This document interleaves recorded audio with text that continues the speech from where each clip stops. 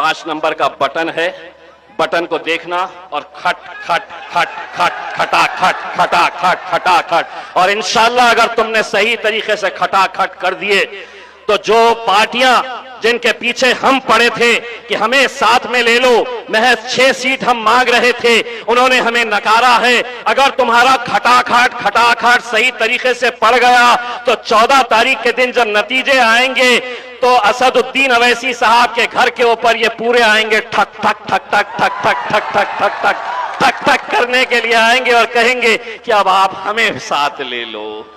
तुम्हारे सोच के सांचे में ढल नहीं सकता, जबान काट लो, ये लहजा बदल नहीं सकता।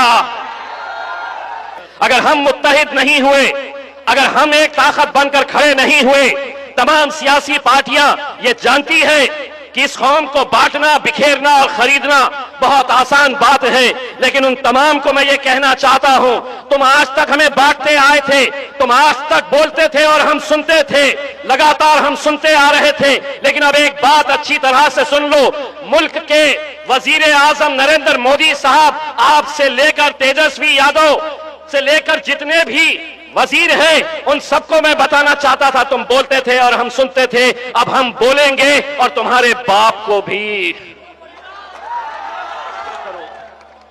लोग कहते हैं कि असदुद्दीन अवैसी साहब इतना कड़वा क्यों बोलते हैं? वो इसलिए बोलते हैं कि तुम्हारी तकलीफ अगर किसी ने समझी है, किसी ने जाना है, तो वो बैरिस्टर असदुद्दीन अवैसी साहब। इसीलिए पिछले कितने सालों से लोग इन्हें कहते हैं कि आप जाते हैं तो भड़काऊ भाषण करते हैं, आप जाते हैं तो आपकी जबान इतनी तीखी क्यों होती है? असद साहब उन्हें बस एक ही बात कहते हैं, तुम्हारे सोच के सांचे में ढल नहीं सकता, जबान काट लो, ये लहजा बदल नहीं सकता।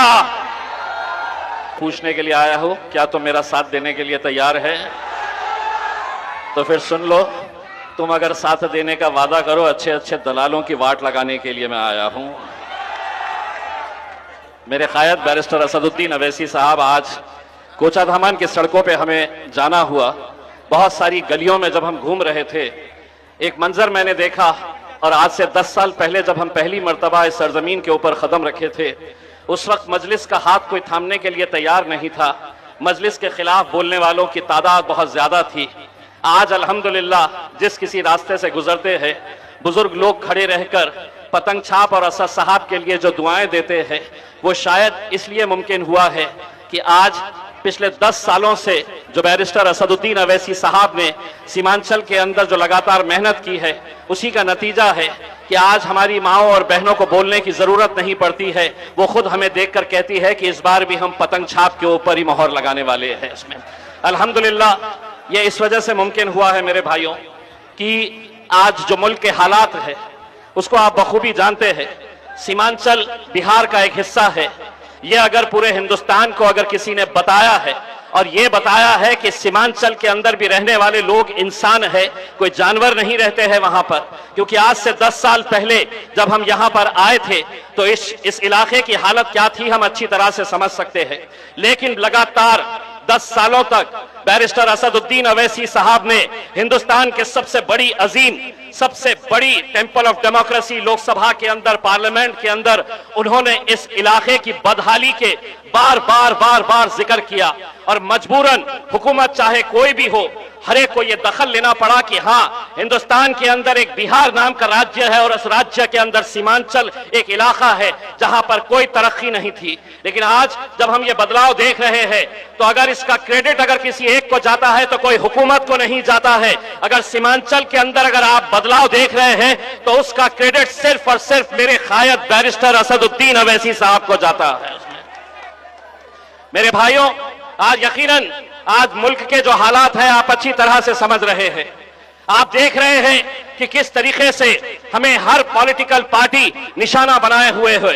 राज्य की सरकार हो या नरेंद्र मोदी की केंद्र की सरकार, हर एक के निशाने के ऊपर आप है और हम है। किस तरीके से हमारी मस्जिदों को आज गिराया जा रहा है, शहीद किया जा रहा है।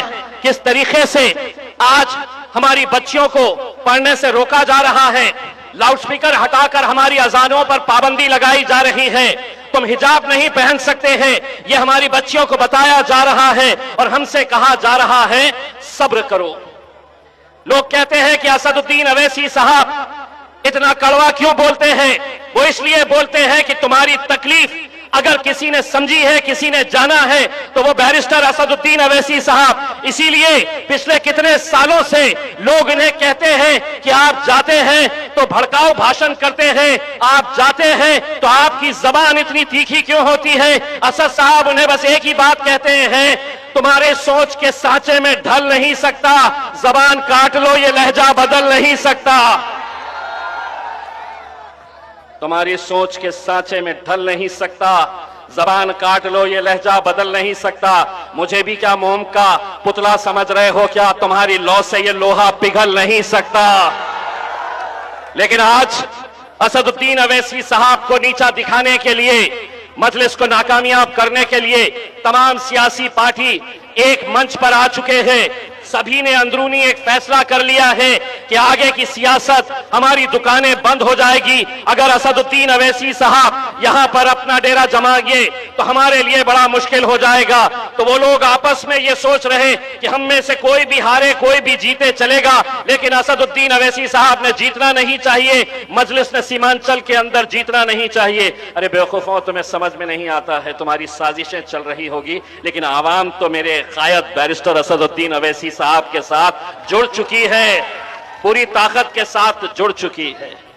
आज हमें इस बात का अंदाजा तो हो रहा है कि आज अल्हम्दुलिल्लाह जिस पार्टी के बारे में यह कहा जाता था, बैरिस्टर असदुद्दीन अवैसी साहब को देखकर लोग ताने कसते थे, मजाक उड़ाते थे और ये कहते थे कि ये अकेला इकलौता एक मेंबर ऑफ पार्लियामेंट है, एक ही सांसद है और जिंदगी भर एक ही रहेगा। लेकिन अल्हम्दुलिल्लाह 2019 से 2024 में जब असदुद्दीन अवैसी साहब पार्लियामेंट गए तो उन 5 सालों के अंदर अकेले असदुद्दीन अवैसी साहब नहीं थे, उनका भाई इम्तियाज जलील भी वहां पर जाकर बैठा था। और जब गए वहां पर तो उन्हें ऐसा लग रहा था कि बोलना, असद भाई के बोलने से वो इतने परेशान थे, इतने तकलीफ में थे।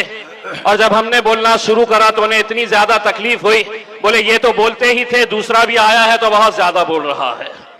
और हुआ ये कि 2024 के अंदर ये तमाम सियासी पार्टियां एक साथ मिलकर आ गई, भाजपा आ गई, शिवसेना आ गई, एनसीपी आ गई और पूरों ने मिलकर एक साजिश रची।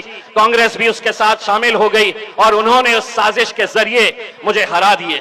लेकिन हराने के बावजूद भी मैं एक बात कहना चाहता हूं, अगर आप ये समझ रहे हैं कि हमने एक इलेक्शन हारा है, कभी महाराष्ट्र आके देखो हमारे जलवे कैसे हैं, तुम्हें पता चल जाएगा।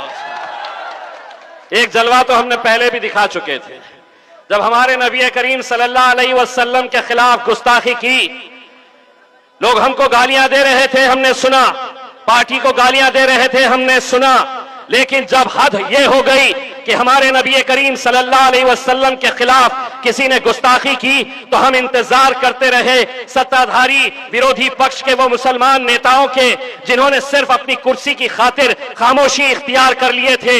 जब वो खामोश रहे, हम इंतजार करते रहे कि कोई कुछ नहीं बोल रहा, तो हमने उनको अब ये बताया कि जिसकी वजह से हमारा वजूद है, हमारी शिनाख्त है, हमारी पहचान है, हमारी जान जिनके लिए निछावर है, अगर उनके खिलाफ गुस्ताखी करेंगे तो हम सड़क के ऊपर आएंगे। और जब हम सड़क के ऊपर आने का फैसला किए मेरे भाई, सारी हुकूमत, सारी पुलिस, सरकार, प्रशासन पूरी ताकत लगा दिए, ये कहते हुए कि हम तुम्हें इजाजत नहीं देंगे, बंबई तुम जा नहीं सकते, रैली तुम निकाल नहीं सकते।